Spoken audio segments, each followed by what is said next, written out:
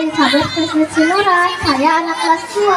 Hari ini saya ingin menceritakan asal-usul Danau Toba.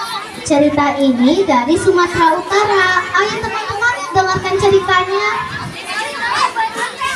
Dipisahkan. Pada zaman dahulu kala, di sebuah lembah yang subur, hiduplah seorang pemuda bernama Toba. Sehari-hari dia bekerja di ladang sebagai seorang petani. Sebenarnya dia termasuk orang yang giat, tetapi sayang, hasil panen tahun ini benar-benar sangat sedikit, tidak seperti musim sebelumnya, yang membuatnya harus mencari penghasilan lain. Salah satunya adalah memancing ikan di sungai dekat rumahnya untuk sekedar dimakan atau dijual ke pasar. Suatu hari, Toba berencana untuk memancing ikan di sungai untuk dijadikan lauk makan malam. Lama menunggu umpannya disambar ikan membuatnya hampir berputus asa. Beberapa waktu kemudian, ada ikan yang menyambar umpannya itu, yang membuat Toba terkaget. Lalu dia menarik pancingannya itu sekuat tenaga.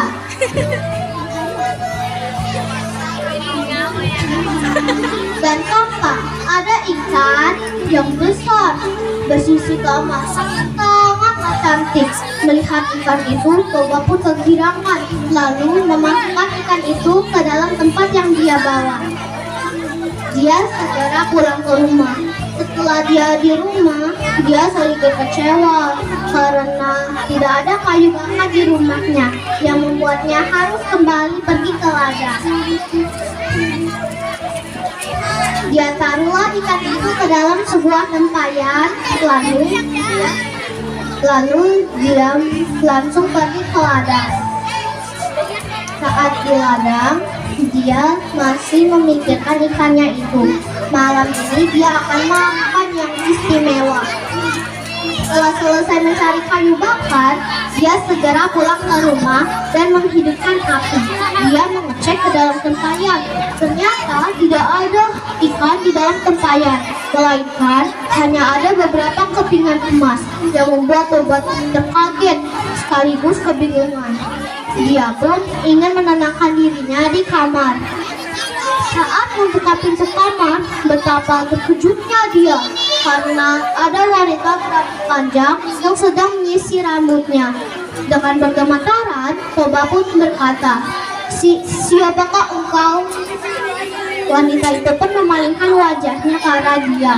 Melihat kecantikan wanita itu, Toba pun berkata di pikirannya, "Siapakah gerangan bidadari ini? Apakah dia pencuri? Tetapi tidak mungkin ada pencuri secantik ini." Wanita itu pun menyadarkan Toba dari lamunannya, lalu berkata, "Aku adalah ikan yang kamu tangkap tadi. Aku adalah jelmaan dari ikan." "Bagaimana wanita secantik kamu bisa menjadi jelmaan dari ikan?" "Dulunya aku adalah putri yang dikutuk oleh dewata menjadi seekor ikan. Tapi kesan engkau, kutukan ini sekarang hilang." Toba pun duduk di kursi sambil melamun. Lalu wanita itu berkata, "Izinkan aku tinggal di sini. Untuk gantikannya, aku akan membuatkan kamu makanan." Toba menurut apa kata wanita itu.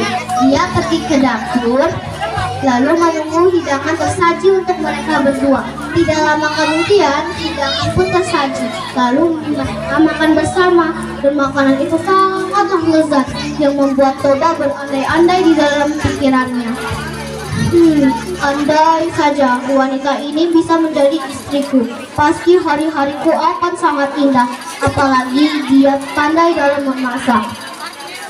Rupanya keinginan Toba diketahui oleh wanita itu. Lalu wanita itu berkata, "Aku mau menjadi istrimu, tapi kamu harus memenuhi satu syarat dariku." "Apa syarat itu?" "Akan kulakukan demi mendapatkan wanita secantik kamu. Kamu tidak boleh memberitahu ke siapapun kalau aku adalah jelmaan dari ikan. Kalau kamu melanggarnya, akan ada hal buruk terjadi." "Baiklah, akan kulakukan."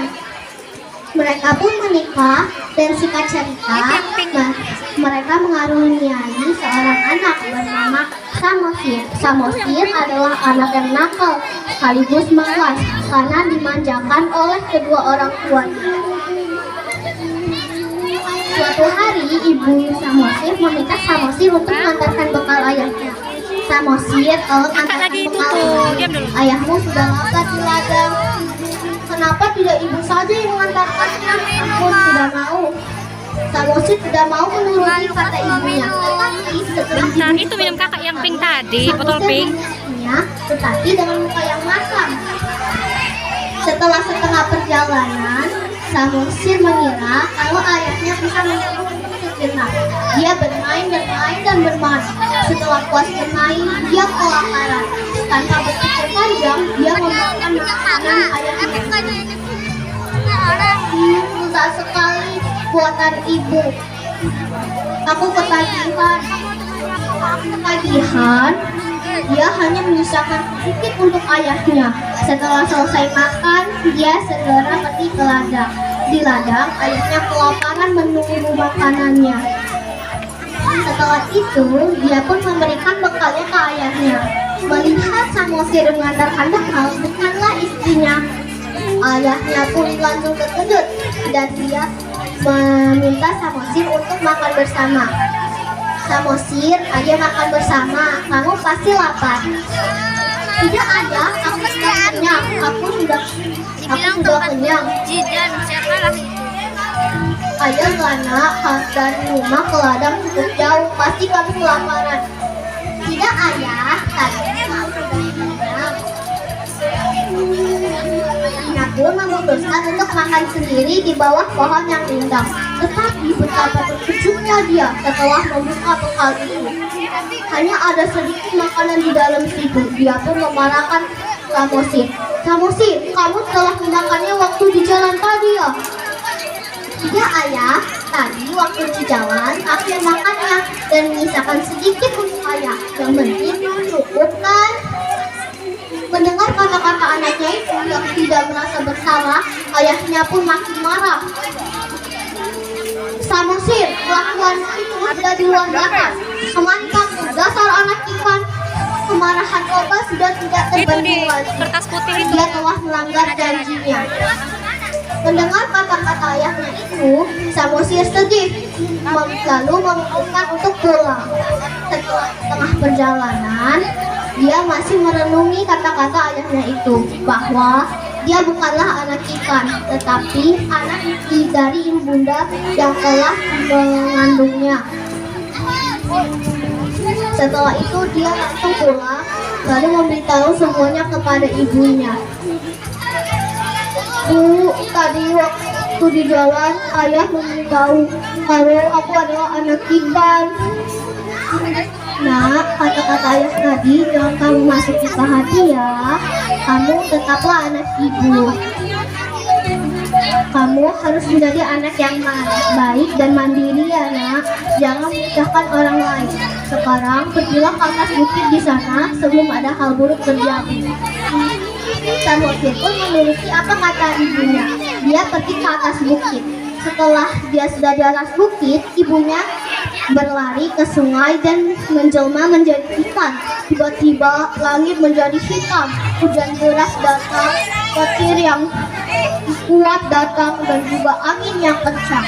Karena ada hujan deras, air sungai pun meluap dan menyebabkan banjir besar datang. Melihat ada banjir besar datang, Toba belum sempat untuk berlari dan akhirnya hanyut di bawah sungai itu, hanyut di bawah banjir itu. Saat dia tenggelam, dia melihat seekor ikan yang menghampiri dia, lalu berkata, "Kamu telah melanggar janjimu, maafkan aku." Dia pun teringat kepada istrinya dan juga anaknya. Lalu, tapi dia sudah terlambat. Sekarang, banjir tadi yang sudah membuat danau dinamailah Danau Toba, sedangkan di tengah-tengahnya diberi nama Pulau Samosir. Pesan moral dari cerita ini adalah kita kita harus menghormati orang tua dan juga jika sudah berjanji harus kita tepati. Terima kasih telah mendengarkan ceritaku. Selamat.